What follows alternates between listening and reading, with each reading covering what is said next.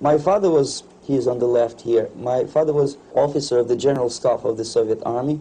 He was inspector of land forces, Soviet troops stationed in countries like Mongolia, Cuba, East European countries. This is the picture taken at the entrance of my Institute of Oriental Languages. It's a part of Moscow State University. As every Soviet student, I was, quote-unquote, volunteering for harvesting grain in Kazakhstan. By the end of my training in school, I was recruited by the KGB. This picture was taken on that day, and you can see again how happy it feels to be recruited by the KGB. Pay special attention to number of bottles on the table. One of my functions was to keep foreign guests permanently intoxicated the moment they land at Moscow airport. In 1967, the KGB attached me to this magazine, Look magazine. A group of 12 people arrived to USSR from United States to cover the 50th anniversary of October Socialist Revolution in my country. From the first page to the last page, it was a package of lies.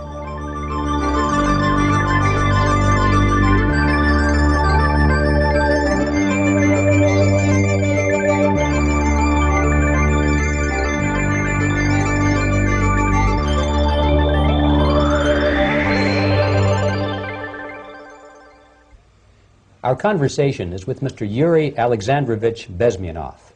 Mr. Bezmenov was born in 1939 in a suburb of Moscow. He was the son of a high-ranking Soviet Army officer. He was educated in the elite schools inside the Soviet Union and became an expert in Indian culture and Indian languages. He had an outstanding career with Novosti, which was the, and still is, I should say, the press arm or the press agency of the Soviet Union. It turns out that this is also a front for the KGB. One of his interesting assignments was to brainwash foreign diplomats when they visited Moscow. And he'll tell us a little bit about how they did this and how they planted information which eventually wound up in the press of the free world. He escaped to the West in 1970 after becoming totally disgusted with the Soviet system, and he did this at great risk to his life. He certainly is one of the world's outstanding experts on the subject of Soviet propaganda and disinformation and active measures.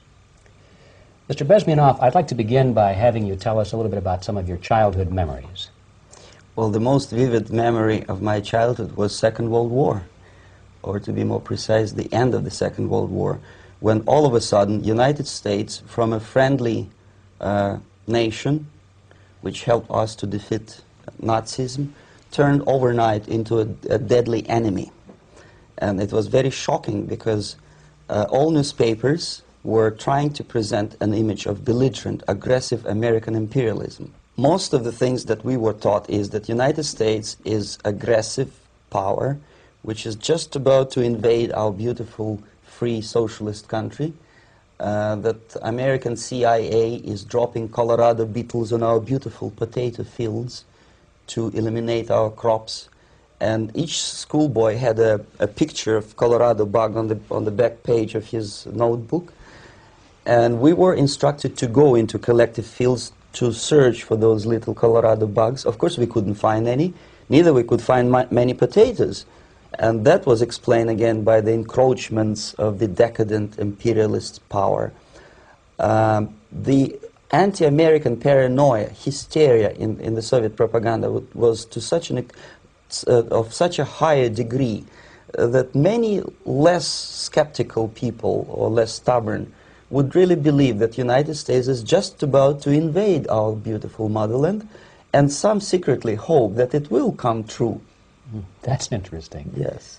Well, getting back to life inside the Soviet Union or inside communist countries in general, in this country, at the university level primarily, we read and hear that the Soviet system is different from ours, but not that different, and that there is a convergence developing between all of the systems of the world, and that really doesn't make an awful lot of difference what system you live under, because you have corruption and dishonesty and tyranny and all that sort of thing. From your personal experience, what is the difference between life under communism and life in the United States? Well, life is obviously very much different for simple reason that the Soviet Union is a state capitalist economically. It's a state capitalism where an individual has absolutely no rights, no value, his life is nothing, it's just like an insect. He is disposable, whereby in the United States even the worst criminal is treated as a human being, he has a fair trial, and some of them capitalize on their crimes. They publish their memoirs in their prisons and get handsomely paid by your crazy publishers.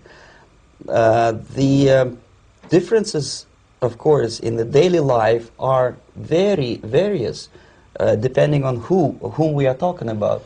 In my own private life, I never suffered from communism simply because I was brought up in a family of high-ranking military officer. Most of the doors were open for me. Most of my expenses were paid by the government, and I never had any troubles with the authorities or with the police. So, in other words, I would say I enjoyed, or I had good reasons to enjoy, all the advantages of so-called socialist system. Mm-hmm.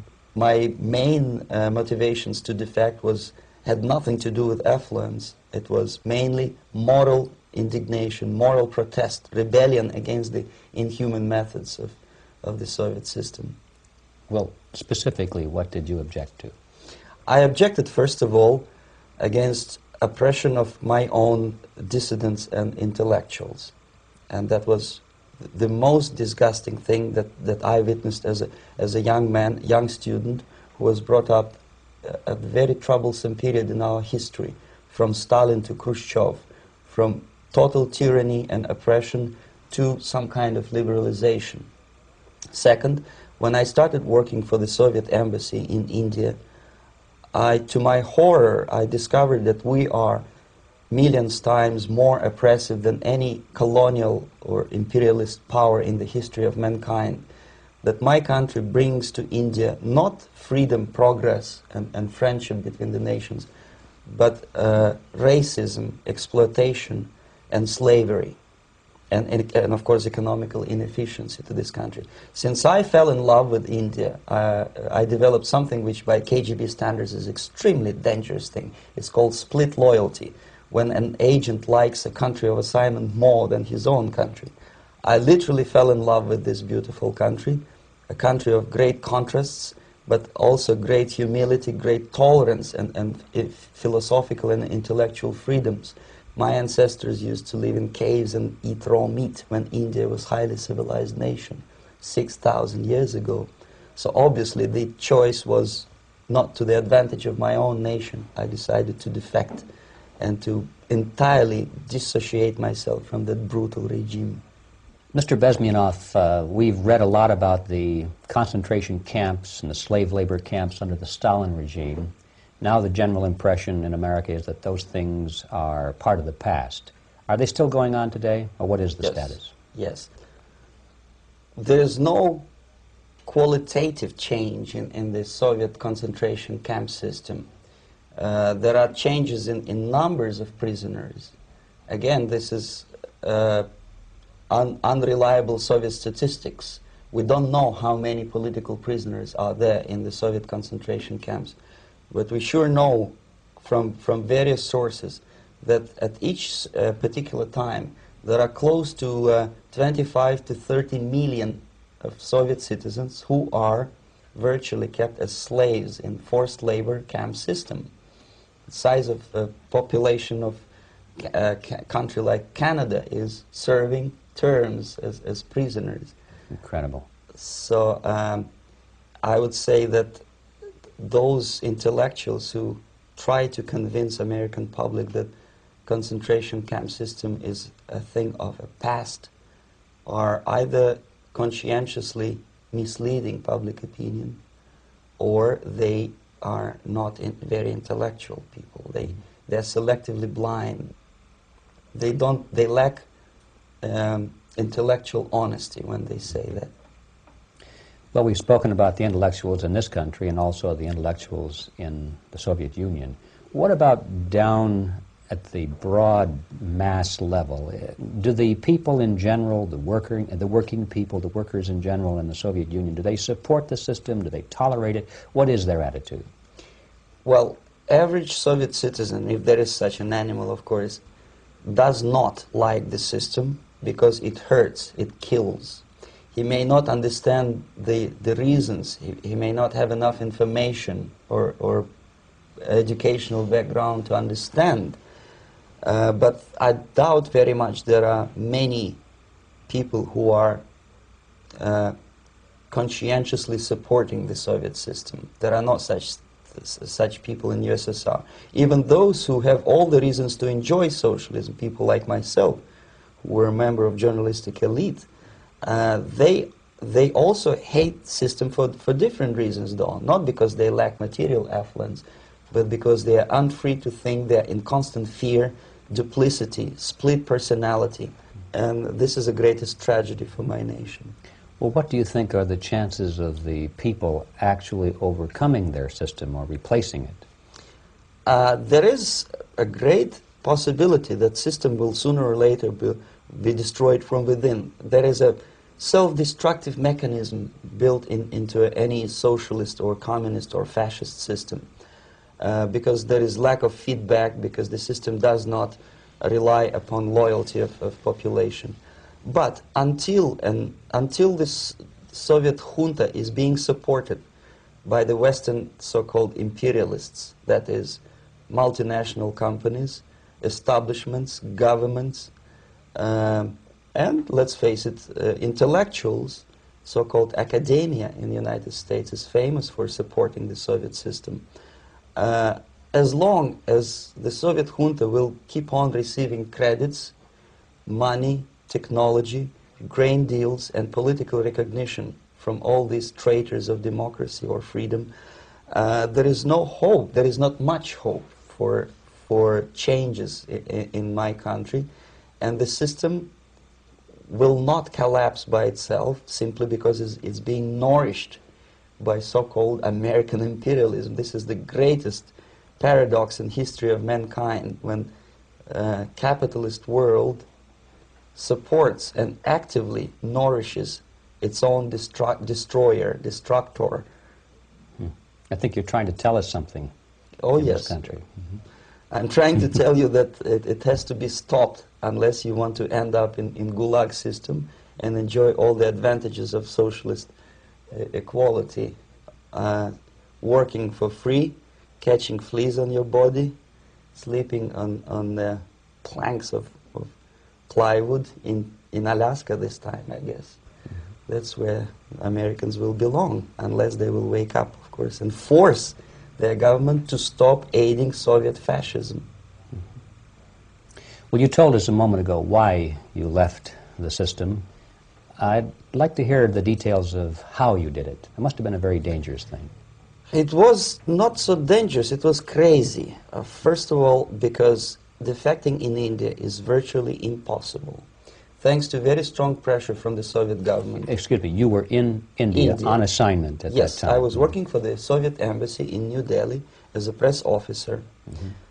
And defecting for a Soviet diplomat is next to impossible. It's a suicide, as I said, because a great friend Indira Gandhi pushed a law through parliament which says, and I quote, "No defector from any country has a right of political asylum in any embassy on the territory of Indian Republic," which is a masterpiece of hypocrisy. No other defector but a Soviet one needs a political asylum. So knowing that perfectly well, I planned a craziest possible way to defect. I studied counterculture in India. There were thousands of young American boys and girls with no shoes, long hair, smoking hash and marijuana, studying sometimes Indian philosophy, sometimes simply pretending that they study. And they greatly annoyed Indian police, and they were laughing stock of Indians because obviously they were good-for-nothing students. I studied carefully where they congregate, what routes they travel, what language they speak, what do they smoke. And one day I simply joined a group of hippies to avoid detection of Indian police. I was dressed as a typical hippie with blue jeans, long camise shirts with all kind of nice decorations like beads, long hairs. I bought a wig because for several weeks I had to turn myself from a conservative Soviet diplomat into a very progressive American hippie. And that was the only way that I could avoid detection. It was very interesting experience, but it was necessary because from my own knowledge as a member of Soviet embassy staff, I knew that there were many cases when Soviet defectors were betrayed by Indian police, and also some Western embassies played a very dirty role in betraying the Soviet defectors. According to our information, they were some, I wouldn't call them double agents, but simply immoral people working for this for the United States embassy, and confiding in people like this would be a suicide. So I had to be extremely careful. I could not trust anyone, and that was the reason for such a crazy way to defect. Well, had you been caught in the act of trying to get out, what would have happened to you? Oh, most likely I would end up in concentration camp, or depending on the situation and on the whim of some bureaucrat in KGB, maybe even executed. This is normal practice. Quietly, of course, not publicly. But that would be the end of my defection, of course. Well, when did you finally make it to the United States? In 1970, after about 6 months of debriefing in Athens by the CIA, and I presume FBI too, they let me go first to Germany, then to Canada. That was my decision. I had to change my identity to protect my family and my friends in USSR. And also I was a little bit paranoid, knowing that both Soviet KGB and probably some double agents within the American system may be after me. So I wanted to settle down as far away as possible. I requested CIA to give me some kind of new identity and just let me go on my own. And I settled in Canada. I was a student. I changed many professions, from farm help and laundry truck driver to language instructor and broadcaster for Canadian Broadcasting Corporations in Montreal. Well, have you had any threats on your life or any yes. unpleasant In about 5 years, KGB eventually discovered that I am working for Canadian Broadcasting.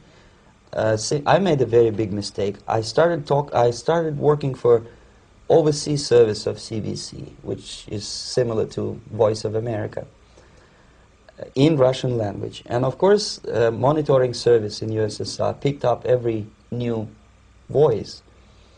Every new announcer, they would make it a point to discover who he is. And in 5 years, sure enough, slowly but surely, they discovered that I am not Thomas Schumann, that I am Yuri Alexandrovich Bezmenov, and that I am working for Canadian Broadcasting, and undermining beautiful détente between Canada and USSR. And the Soviet ambassador Alexander Yakovlev made it his personal effort to discredit me. He complained to Pierre Trudeau, who is known to be a little bit soft on socialism. And the management of CBC behaved in a very strange, cowardly way, unbecoming to representatives of an independent country like Canada. They listened to every suggestion that Soviet ambassador gave, and they started shameful investigation, analyzing content of my broadcasts to USSR. And sure enough, they discovered that some of my statements were probably would be offending to the Soviet Politburo. So I had to leave my job. And of course, subtle intimidations. They would say something like, please cross the street carefully because, you know, traffic is very heavy in Quebec.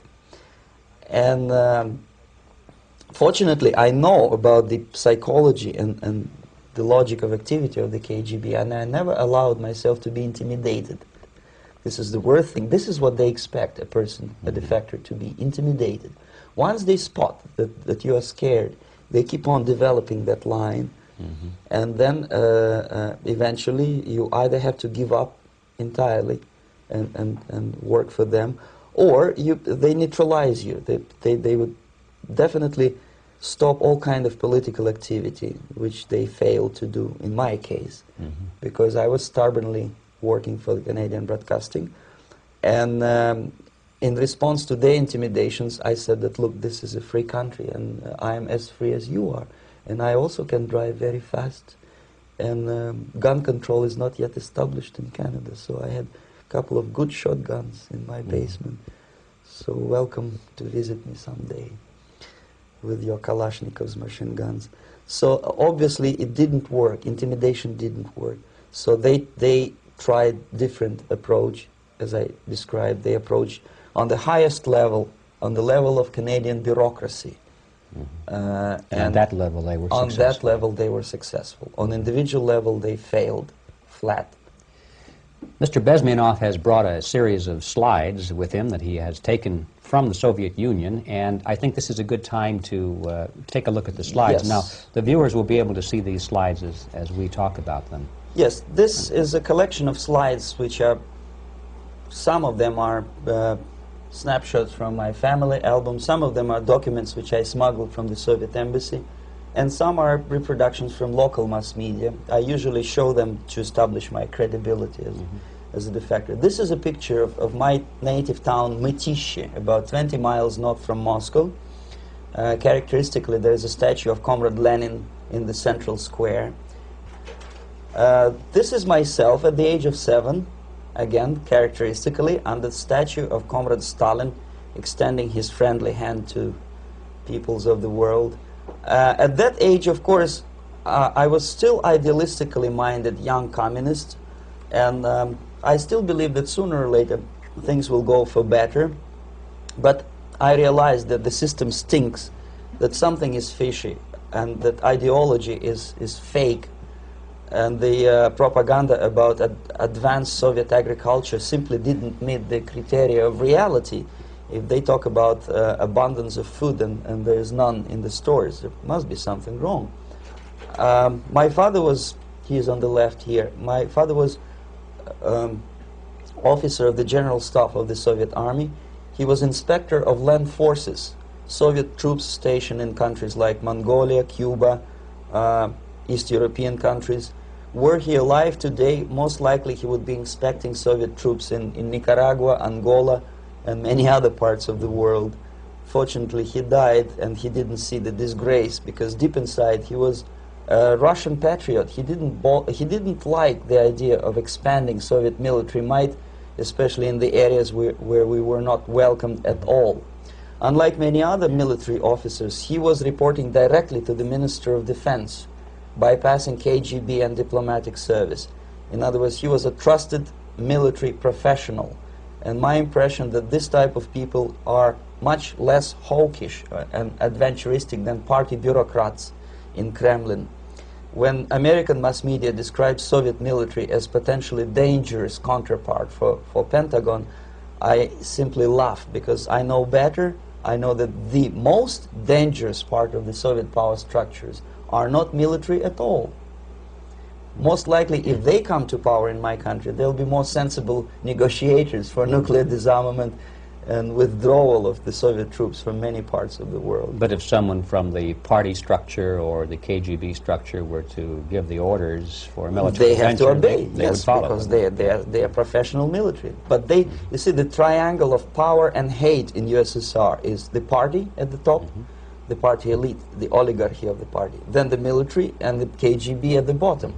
They hate each other, and the most hated triangle, the most hated corner of the triangle is the Communist Party bureaucrats. They are the most adventuristic, senile megalomaniacs. They can start war, I wouldn't be surprised. Not the military. They know what war is. At least my father did. This is the picture taken at the entrance of my Institute of Oriental Languages. It's a part of Moscow State University. I graduated in 1963. And I Now, excuse me, which one were you on? I am on the right. You're on the right. And on the left is my my schoolmate Vadim Smirnov, who later was a apparatchik in the Central Committee of the Soviet Union Communist Party. What is an apparatchik? It's a functionary, something like civil service in British Empire. Someone who is never fired from the service. He stays there internally. He may not be promoted too high, but he's a dependable bureaucrat who will stay forever. I studied not only languages, but also history, literature, even music. I'm on this picture, I'm trying to learn how to play Indian musical instrument. I even tried to look like an Indian when I was second-year student. Not bad, really. Yes, actually it was strongly encouraged by the instructors in my school, because the graduates of my school were later on employed as diplomats, foreign journalists, or spies. As every Soviet student, I was quote-unquote volunteering for harvesting grain in Kazakhstan. This is the biggest agricultural blunder of the Soviet government. But I didn't have much choice, of course, because the communist motto borrowed from the Bible says, "Those who do not work shall not eat." And you can see me eating, therefore I was working, and you can see how happy I was about it. I went through a very extensive physical and military training, including the military games in areas, suburban areas of Moscow. And here, for example, we are on a tour in Arkhangelsk area. And by the end of my training in school, I was recruited by the KGB. This picture was taken on that day, and you can see again how happy it feels to be recruited by the KGB. Our conversation with Yuri Alexandrovich Bezmenov, who is a defector from the Soviet Union, a former propaganda agent for Novosti and the KGB, will continue after this message.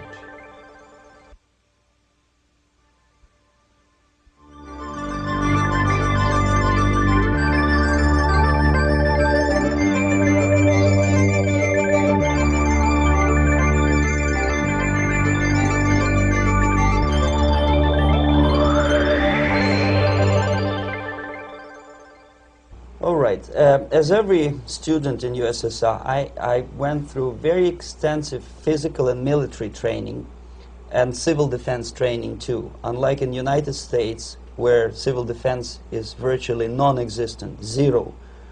In USSR, every student, whatever his major subject, has to go through very extensive 4-year military and civil defense training. You can see me here with a group of students during one of the war games near Moscow. The main idea, of course, is to prepare a huge reserve army of the USSR. Each student has to graduate as a junior lieutenant. In my case, it was administrative and military intelligence service. My first assignment was to India as a translator with the Soviet Economical Aid Group, building refinery complexes in Bihar state and Gujarat state. At that time, I was still naively, idealistically believing that what I was doing contributes to the understanding and cooperation between the nations. It took me quite a number of years to realize that what we were bringing to India was a new type of colonialism, 1,000 times more oppressive and exploitative than any colonialism or imperialism in history of mankind. But at that time, I was still hoping that, well, maybe it's not that bad, could be worse, and things may go for better. And I even tried to implement the beautiful Marxist motto, proletarians of all the countries unite.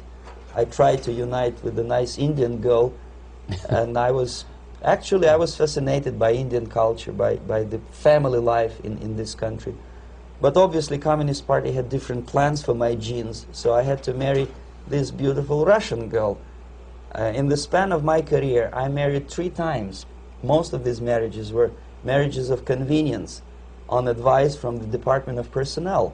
This is normal practice in USSR. When a Soviet citizen is assigned to a foreign job, he has to be married, either to keep family in USSR as hostages, or, if it's a convenience marriage like mine, so that the husband and wife are virtually informers on each other to prevent defection or contamination by decadent imperialist or capitalist ideas. In my case, I hated that girl so much that the moment I landed in Moscow, we were divorced, and I married later, second time. By the end of my first assignment in India, I was promoted to the position of public relation officer. You can see me here translating a speech by a Soviet boss. And you're on the right. I'm on the right here, yes. And it was, the occasion was commissioning of the refinery complex in Bihar, Barauni. Back in Moscow, I was immediately recruited by Novosti Press Agency, which is a propaganda and ideological subversion front for the KGB. 75% of the members of the Novosti are commissioned officers of the KGB. The other 25 are, like myself, co-opted agents who are assigned to specific operations. In this particular case, you can see me talking to students of Lumumba Friendship University in Moscow. This is a huge school under the direct control of the KGB and Central Committee, where future leaders of the so-called national liberation movements are being educated and selected carefully. And some of them have absolutely, neither this, for example, is a group of students from Lumumba. They don't look like students at all. They look more like military, and that's exactly what they were. They were dispatched back to their countries to be leaders of the so-called national liberation movements, or to be translated into normal human language, leaders of international terrorist groups. Another area of activity when I was working for the Novosti was to accompany groups of so-called progressive intellectuals, writers, journalists, publishers, teachers, professors of colleges. You can see me here in Kremlin. I'm second on the left, with a group of Pakistani and Indian intellectuals. Most of them pretended they don't understand that we are actually working on behalf of the Soviet government and the KGB. They pretended that they are actually being guests, VIP intellectuals, that they are treated according to their merits and their intellectual abilities. For us, they were just a bunch of political prostitutes to be taken advantage for various propaganda operations. Therefore, you can see perfectly well the senior colleague of mine on the left doesn't really have that much respect on his face, and myself with a very skeptical smile, typical KGB sarcastic smile, anticipating another victim of ideological brainwashing. This is how a typical conference in Novosti headquarters in Moscow looked like. Sitting in the middle is Boris Burkov, the then director of Novosti Press Agency, high-ranking party bureaucrat in the Department of Propaganda. I am standing next to a famous Indian poet, Sumitranandan Pant. He was famous because he was an author. He was the author of a famous poem titled Rhapsody to Lenin. That's why he was invited to USSR, and everything was paid by the Soviet government. Pay special attention to number of bottles on the table. This is one of the ways to kill the awareness or curiosity of foreign journalists. One of my functions was to keep foreign guests permanently intoxicated the moment they land at Moscow airport. I had to take them to the VIP lounge and toast to friendship and understanding between the nations of the world. Glass of vodka, then a second glass of vodka. And in no time, my guests would be feeling very happy. They would see everything in kind of pink, nice color. And that's the way I had to keep them permanently for the next 15 or 20 days.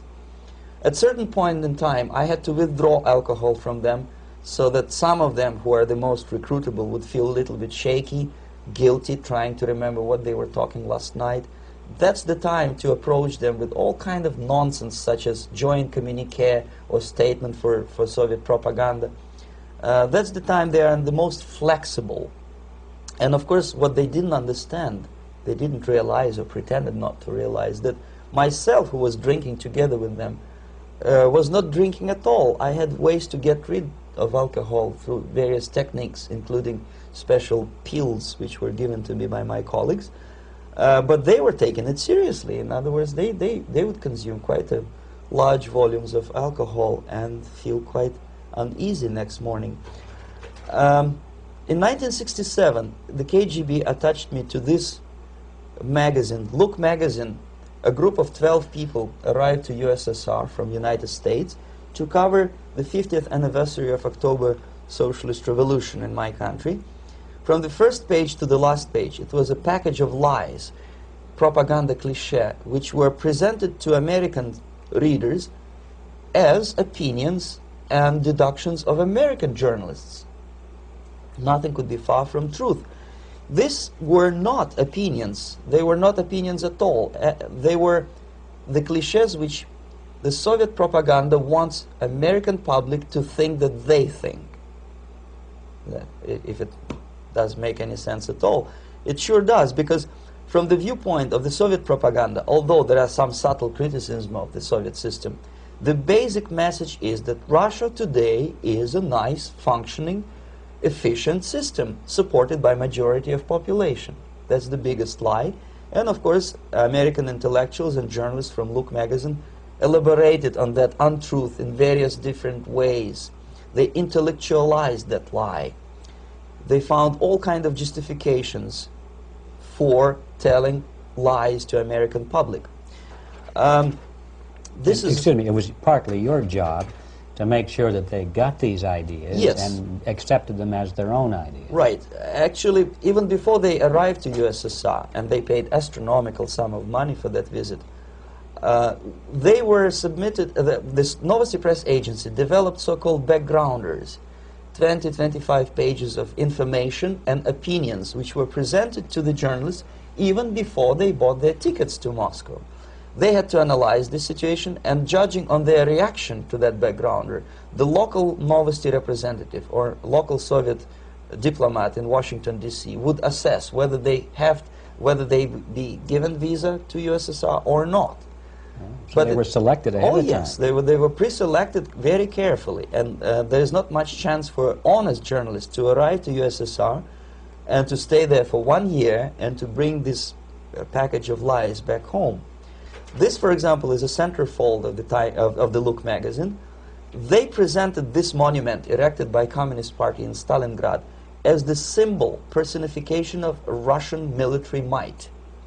And they said in the article, which is published on the side, that Soviets are very proud of the victory in the Second World War.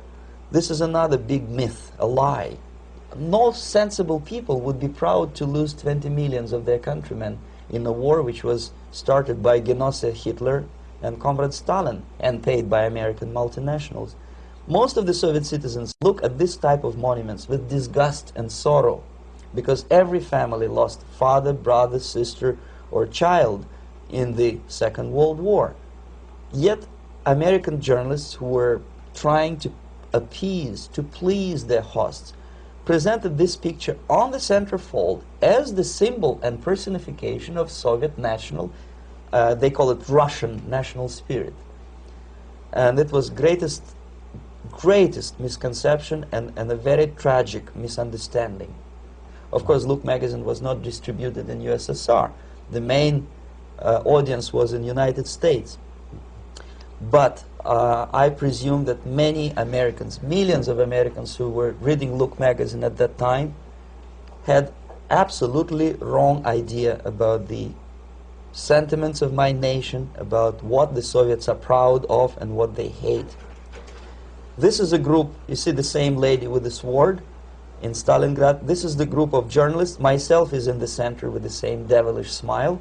And Mr. Philip Harrington is on the extreme left there with his camera. This is the gentleman which was so deaf or so uninterested in what I had to say to him. This is the same picture, a blow-up of the same picture. Many guests from various countries, in this particular case from Asia and Africa, were taken by me as a Novosti Press Agency employee for a tour across Siberia, for example. We would show them typical kindergarten, you see, nothing special by American standards, just nice children sitting, eating their breakfast or lunch. What they could not understand, or they pretended not to understand, that this is an exemplary kindergarten. This is not the kindergarten for average person or average family in USSR. And we maintain that illusion in their minds. You can see myself under the red spot in the middle there, with the same business-like expression. I'm doing my job. That's what I'm assigned to do, and that's what I was paid to do. But deep inside, I still hope that at least some of these useful idiots would understand that what they are looking at has nothing to do with the level of affluence in my nation.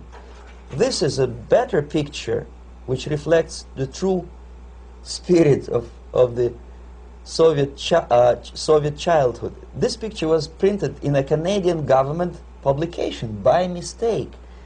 In the middle you can see children playing on a small courtyard, and the caption goes, "This is a typical kindergarten in Siberia."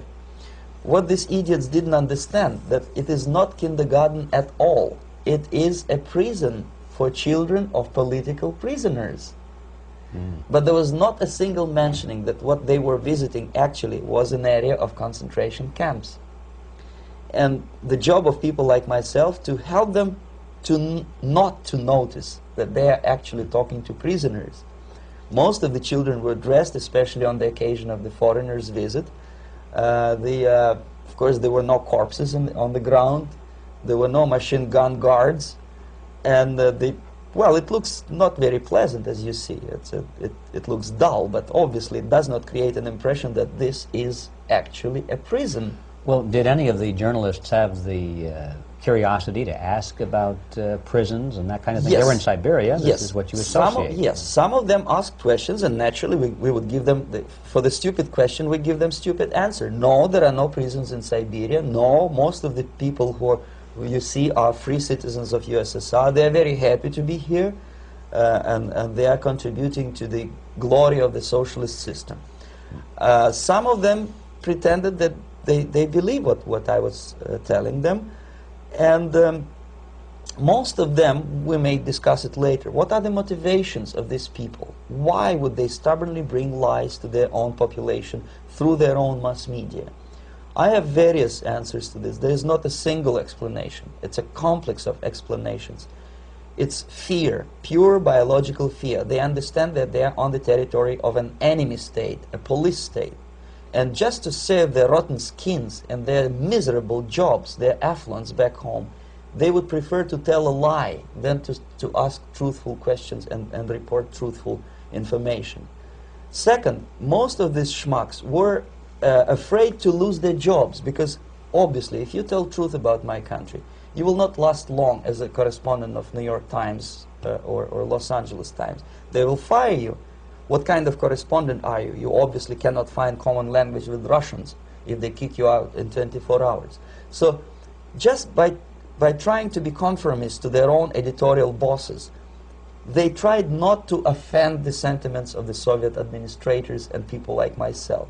Deep inside, I hope they would insult my or offend my sentiments. Obviously, they preferred not to.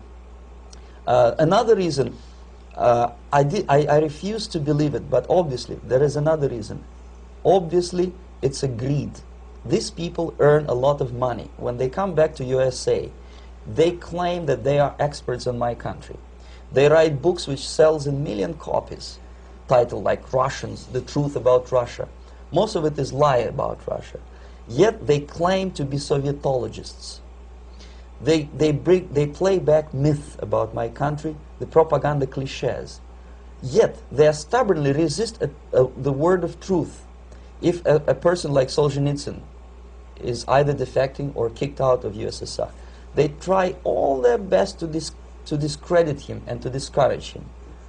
I don't have much chance to appear on national network with a true story about my country.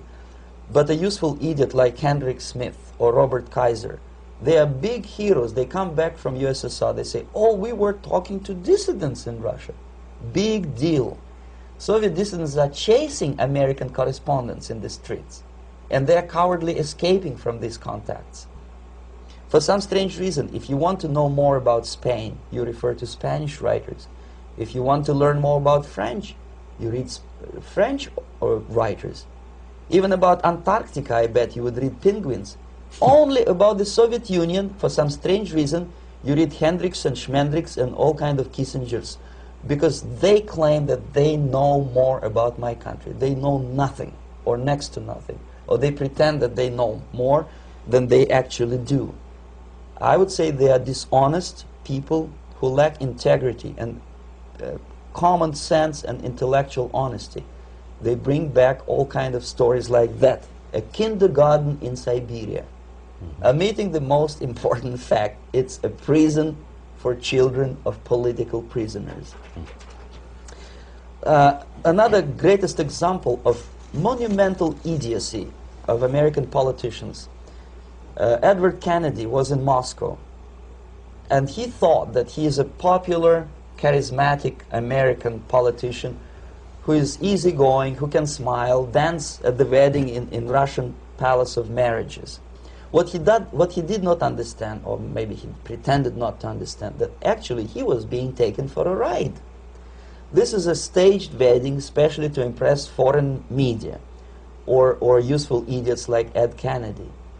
Most of the guests there, they had security clearance, and they were instructed what to say to foreigners.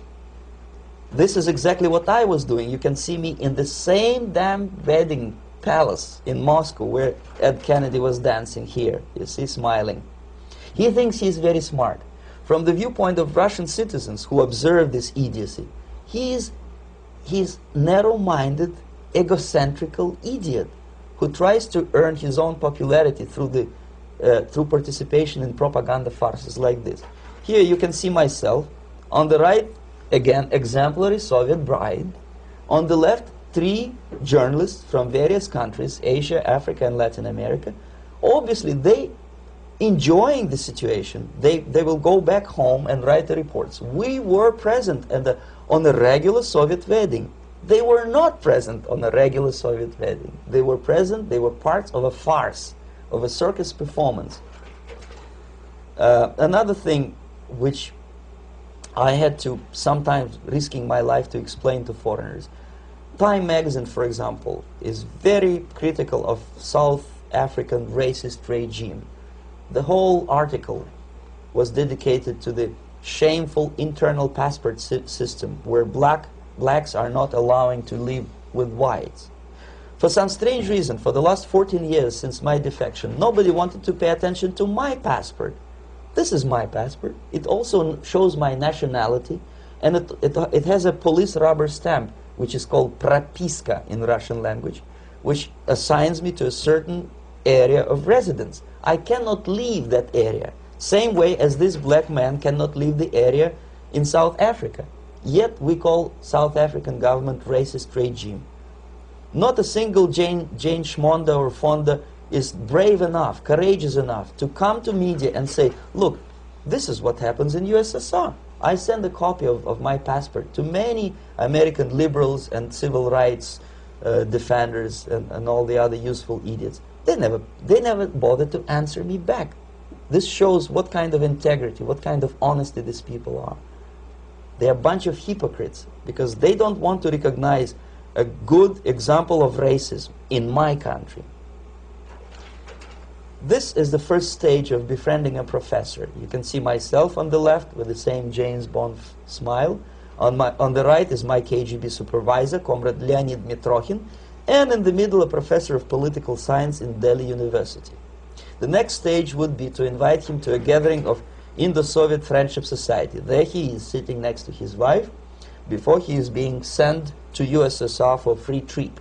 Everything is paid by the Soviet government. He was made to believe that he is invited to USSR because he is a talented, sober-thinking intellectual. Absolutely false. He is invited because he is a useful idiot, because he would agree and subscribe to most of the Soviet propaganda cliché. And when he is coming back to his own country, he is going for years and years to teach the beauties of Soviet socialism to newer and newer generations of his students, thus promoting the Soviet propaganda line. The KGB was even curious about this gentleman. It may look innocent. Maharishi Mahesh Yogi, a great spiritual leader, or maybe a great charlatan and crook, depending on from which side you are looking at him. Beatles were trained at his ashram in Hardwar in India how to meditate. Mia Farrow and other useful idiots from Hollywood visited his school, and they returned back to United States absolutely zonked out of their minds with marijuana, hashish, and crazy ideas of meditation. To meditate, in other words, to isolate oneself from the current social and political issues of your own country, to get into your own bubble, to forget about troubles of the world. Obviously, KGB was very fascinated with such a beautiful school, such a brainwashing center for stupid Americans. I was dispatched by the KGB to check what kind of VIP Americans attend this school. That's you on the left. Yes, I'm on the left. I was trying to get enrolled in that school. Unfortunately, the Maharishi Mahesh Yogi asked too much. He wanted $500 American for enrollment. But my function was not actually to get enrolled in the school. My function was to discover what kind of people from the United States attend this school. And we discovered that, yes, there are some influential members of family, public opinion makers of United States, who come back with the crazy stories about Indian philosophy.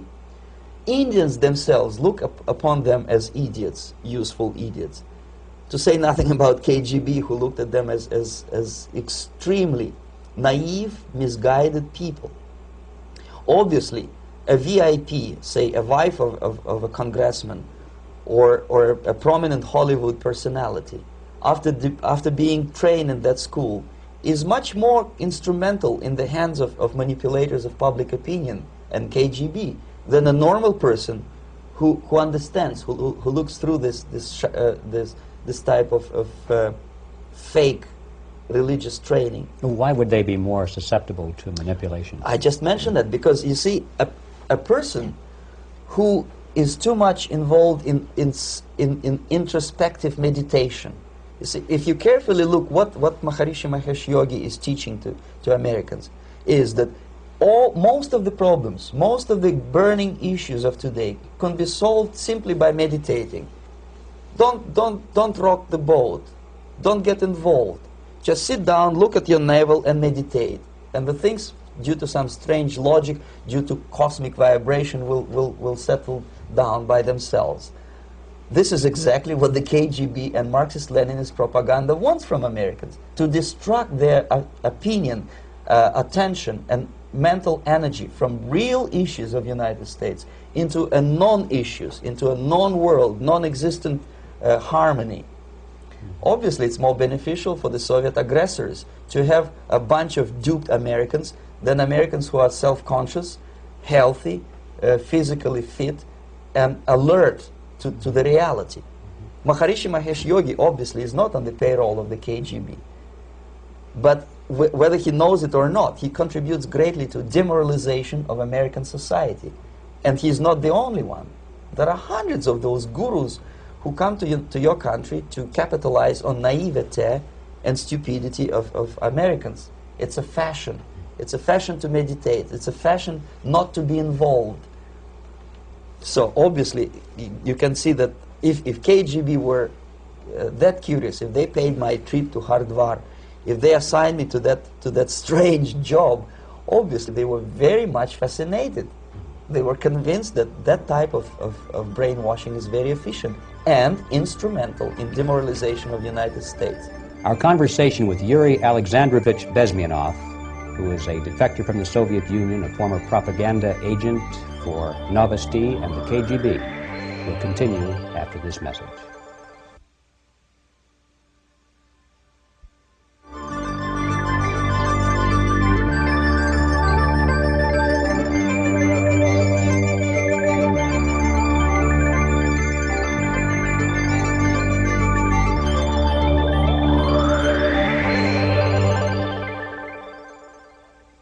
This This picture shows the part of the building of USSR embassy, and my supervisors. On the left is Comrade Mehdi, an Indian communist, and on the right, Comrade Mitrokhin, my supervisors in the secret department of research and counter-propaganda. It has nothing to do with either research or counter-propaganda. Most of the activity of that department was to compile huge volume of information on individuals who were instrumental in creating public opinion. Publishers, editors, journalists, actors, educationalists, professors of political science, members of parliament, representatives of business circles. Most of these people were divided roughly in two groups. Those who would toe the Soviet foreign policy, they would be promoted to the positions of power through media and public opinion manipulation. Those who refused the Soviet influence in their own country would be character assassinated or executed physically come revolution. Same way as in the small town of Hue in South Vietnam, several thousands of Vietnamese were executed in one night when the city was captured by Viet Cong for only 2 days. And American CIA could never figure out how could possibly communists know each individual, where he lives, where to get him, and would be arrested in one night, basically in some 4 hours before dawn, put on a van, taken out of the city limits and shot. The answer is very simple. Long before communists occupied the city, there was extensive network of informers, local Vietnamese citizens, who knew absolutely everything about people who are instrumental in public opinion, including barbers and taxi drivers. Everyone who was sympathetic to the United States was executed. Same thing was done under the guidance of the Soviet embassy in Hanoi, and same thing I was doing in New Delhi. To my horror, I discovered that in the files where people were doomed to execution, there were names of pro-Soviet journalists with whom I was personally friendly. Pro-Soviet? Yes. They were idealistically minded leftists who made several visits to USSR, and yet the KGB decided that come revolution or drastic changes in political structure of India, they will have to go. Why is that? Because they know too much. Simply because, you see, the useful idiots, the leftists who are idealistically believing in the beauty of Soviet socialist or communist or whatever system, when they get disillusioned, they become the worst enemies. That's why my KGB instructors specifically made a point, never bother with leftists. Forget about these political prostitutes. Aim higher. This was my instruction. Try to get into large circulation, established conservative media. Rich, filthy rich movie makers, intellectuals, so-called academic circles. Cynical, egocentric people who can look into your eyes with angelic expression and tell you a lie. These are the most recruitable people, people who lack moral principles, who are either too greedy or too suffer from self-importance. They feel that they matter a lot. These are the people who KGB wanted very much to recruit. But to eliminate the others, to execute the others, don't they serve some purpose? Wouldn't they be the ones we rely on? They serve purpose only at the stage of destabilization of a nation. For example, your leftists in United States, all these professors and all these beautiful civil rights defenders, they are instrumental in the process of the subversion only to destabilize the nation. When their job is completed, they are not needed anymore. They know too much. Some of them, when they get disillusioned, when they see that Marxist-Leninists come to power, obviously they get offended. They think that they will come to power. That will never happen, of course. They will be lined up against the wall and shot. But they may turn into the most bitter enemies of Marxist-Leninists when they come to power. And that's what happened in Nicaragua. You remember most of these former Marxist-Leninists were either put to prison or one of them split, and now he's working against Sandinistas. It happened in Grenada when Maurice Bishop was already a Marxist. He was executed by a new Marxist who was more Marxist than this Marxist. Same happened in Afghanistan when first there was Taraki, he was killed by Amin, then Amin was killed by Babrak Karmal with the help of KGB. Same happened in Bangladesh when Mujibur Rahman, very pro-Soviet leftist, was assassinated by his own Marxist-Leninist military comrades. It's the same pattern everywhere. The moment they serve their purpose, all the useful idiots are either be executed entirely, all the idealistically minded Marxists, or exiled or put in prisons, like in Cuba. Many former Marxists are in Cuba, in prison. So most of the Indians who were cooperating with the Soviets, especially with our Department of Information of the USSR Embassy, were listed for execution. And when I discovered that fact, of course I was sick. I was mentally and physically sick. I thought that I'm going to explode one day during the briefing at the ambassador's office. I would stand up and say something that we are basically a bunch of murderers. That's what we are. It has nothing to do with friendship and understanding between the nation and blah, blah, blah. We are murderers. We behave as a bunch of thugs in a country which is hospitable to us, a country which with ancient traditions. But I did not defect. I tried to get the message across. To my horror, nobody wanted even to listen, least of all to believe what I had to say. And I tried all kinds of tricks. I would leak information through letters or lost documents or something like that. And still I got no message. The message was not published, even in the conservative mass media of India. The immediate impulse to defect was Bangladesh crisis, which was described by American correspondents as Islamic grassroots revolution, which is absolute baloney. There was nothing to do with Islam, and there was no grassroots revolution. Actually, there are no grassroots revolutions, period. Any revolution is a byproduct of a highly organized group of conscientious and professional organizers, but it has nothing to do with grassroots. In Bangladesh, it was nothing with grassroots. Most of the Awami League party members, Awami League means People's Party, were trained in Moscow in the high party school. Most of the Mukti Fauj leaders, Mukti Fauj in Bengali means People's Army, same as SWAPO and all kind of liberation armies all over the world, the same bunch of useful idiots. They were trained at Lumumba University and various centers of the KGB in Simferopol, in Crimea, and in Tashkent. So when I saw that Indian territory is being used as a jumping board to destroy East Pakistan, I saw myself thousands of so-called students traveling through India to East Pakistan, through the territory of India, and Indian government pretended not to see what's going on. They knew perfectly well, the Indian police knew it, the intelligence department of the Indian government knew it, the KGB of course knew it, and the CIA knew it.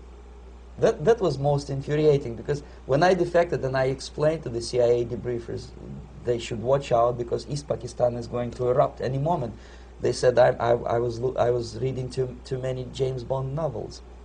Anyway, so East Pakistan was doomed.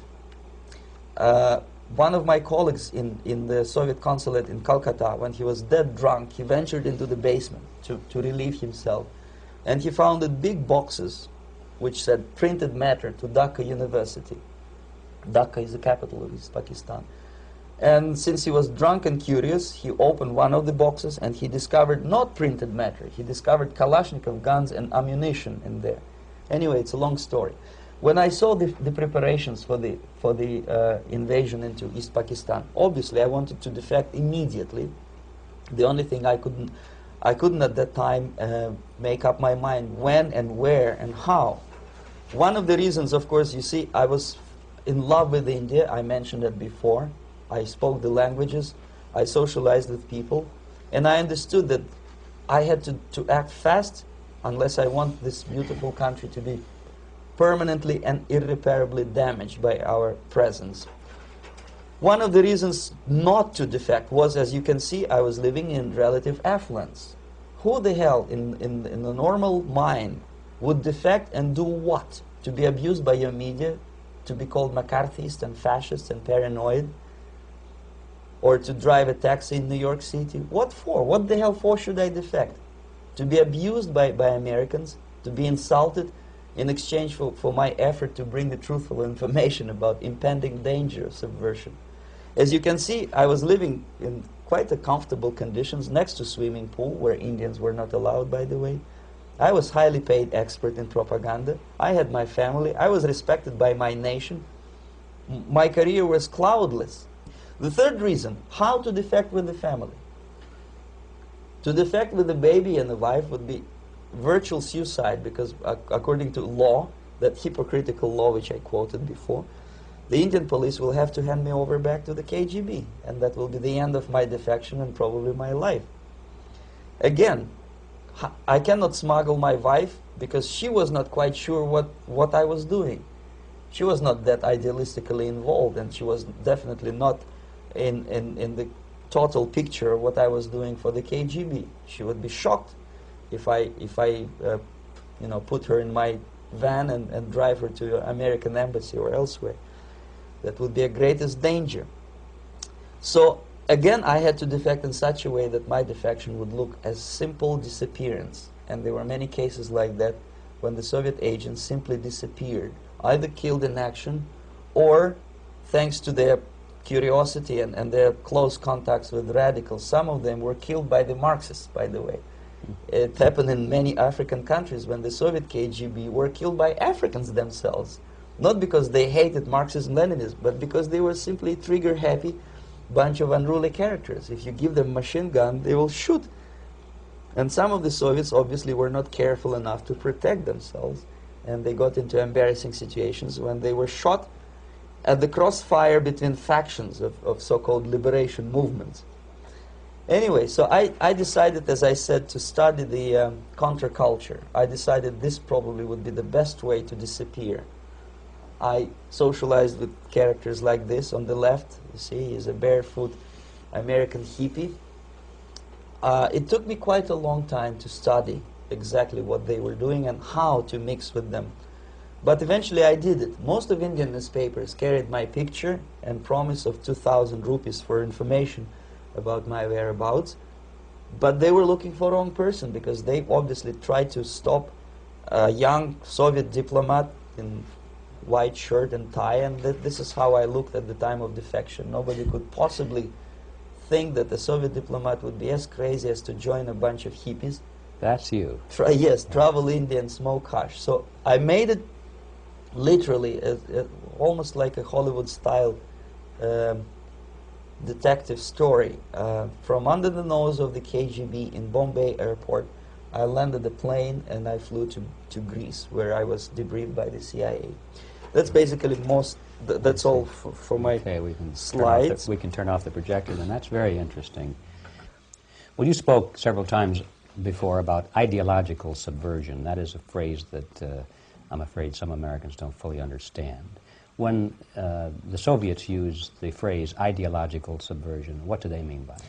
Ideological subversion is the process which is legitimate, overt, and open. You can see it with your own eyes. All you have to do, all American mass media has to do, is to unplug their bananas from their ears, open up their eyes, and they can see it. There is no mystery. There is nothing to do with espionage. I know that espionage intelligence gathering looks more romantic. It sells more deodorants through the advertising, probably. That's why your Hollywood producers are so crazy about James Bond type of thrillers. But in reality, the main emphasis of the KGB is not in the area of intelligence at all. According to my opinion and opinion of many defectors of my caliber, only about 15% of time, money, and manpower is spent on espionage as such. The other 85% is a slow process which we call either ideological subversion or active measures, активные мероприятия in the language of the KGB, or psychological warfare. What it basically means is to change the perception of reality of every American to such an extent that despite of the abundance of information, no one is able to come to sensible conclusions in the interests of defending themselves, their families, their community, and their country. It's a great brainwashing process which goes very slow, and it's divided in 4 basic stages. The first one being demoralization. It takes from 15 to 20 years to demoralize a nation. Why that many years? Because this is the minimum number of years which requires to educate 1 generation of students in the country of your enemy. exposed to the ideology of the enemy. In other words, Marxism-Leninism ideology is being pumped into the soft heads of at least 3 generations of American students without being challenged or counterbalanced by the basic values of Americanism, American patriotism. The result you can see. Most of the people who graduated in the 60s, dropouts or half-baked intellectuals, are now occupying the positions of power in the government, civil service, business, mass media, educational system. You are stuck with them. You cannot get rid of them. They are contaminated. They are programmed to think and react to certain stimuli in a certain pattern. You cannot change their mind, even if you expose them to authentic information, even if you prove that white is white and black is black, you still cannot change the basic perception and the logic of behavior. In other words, these people, the process of demoralization is complete and irreversible.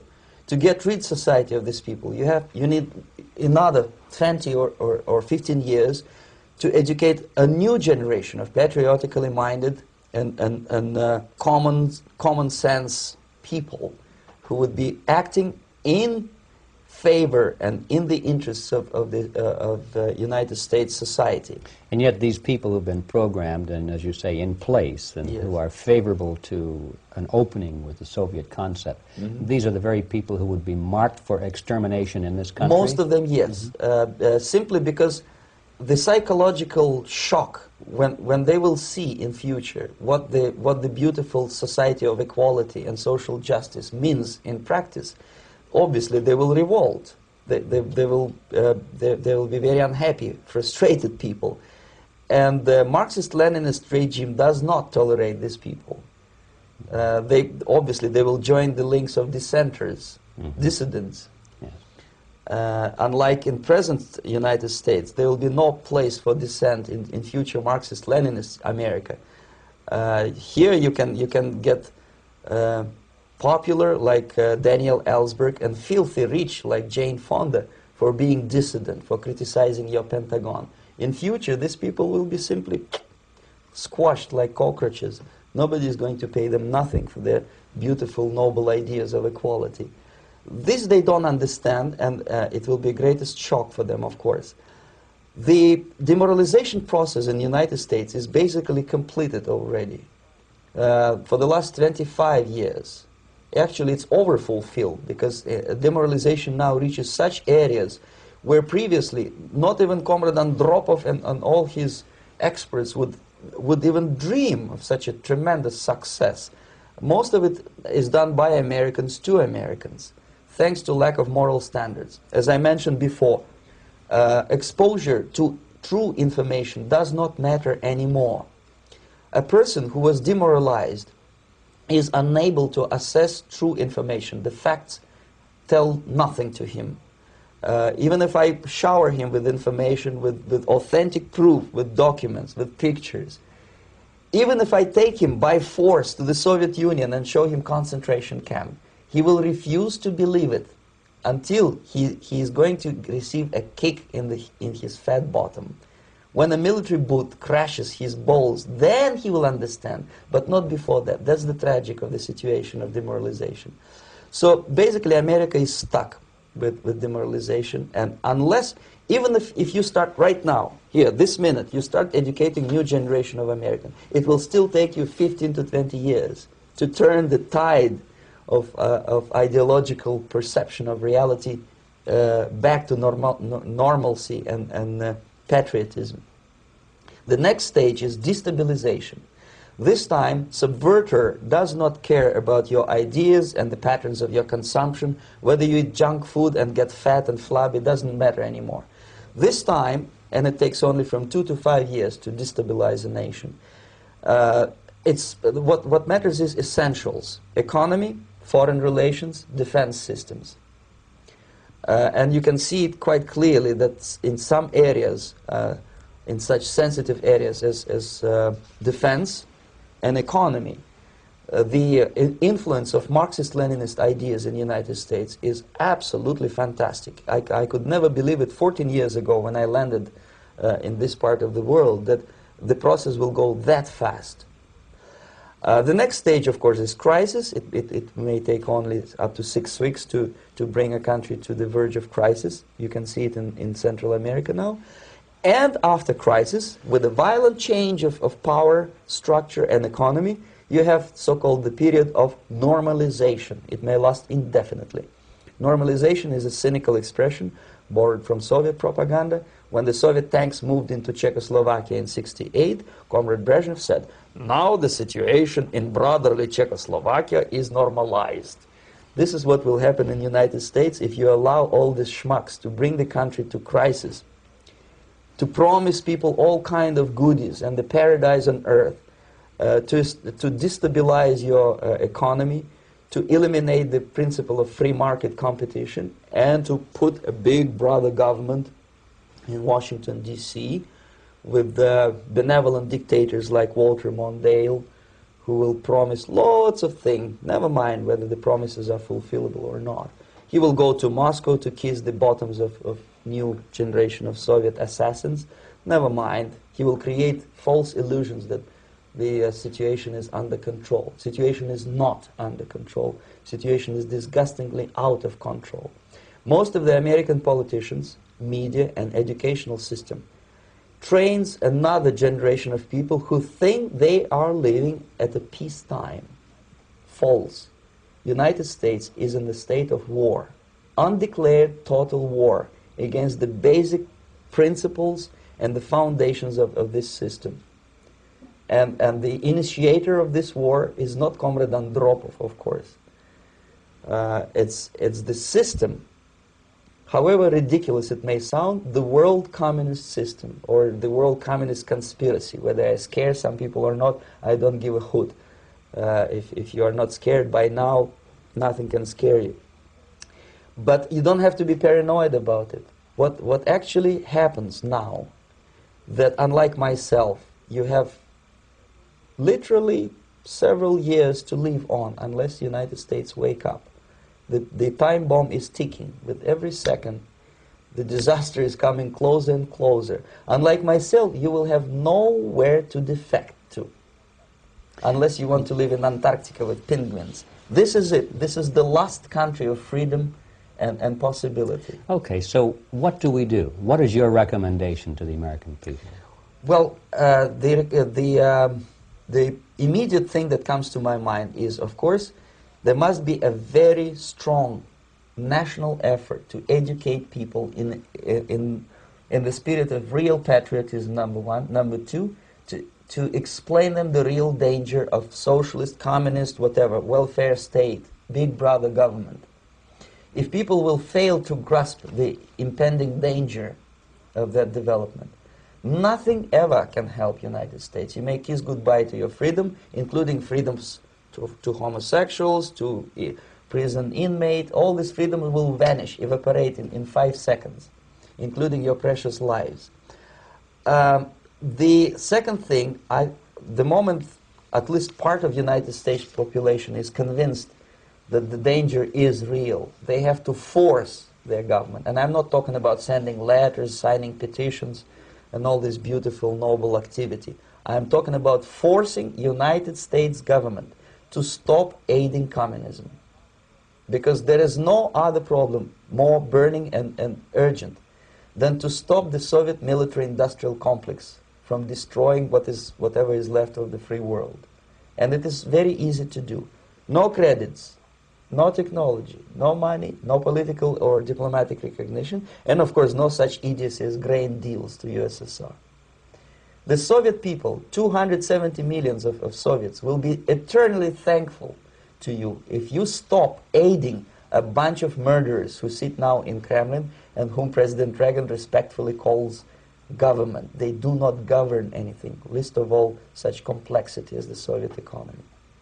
So basic, two very simple, maybe two simplistic answers or solutions, but nevertheless they are the only solutions. Educate yourself, understand what's going on around you. You are not living at the time of peace.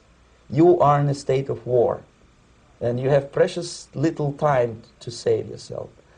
You don't have much time, especially if you are talking about young generation. There's not much time left for convulsions and sexual masturbation to the beautiful disco music. Very soon it will go, just overnight.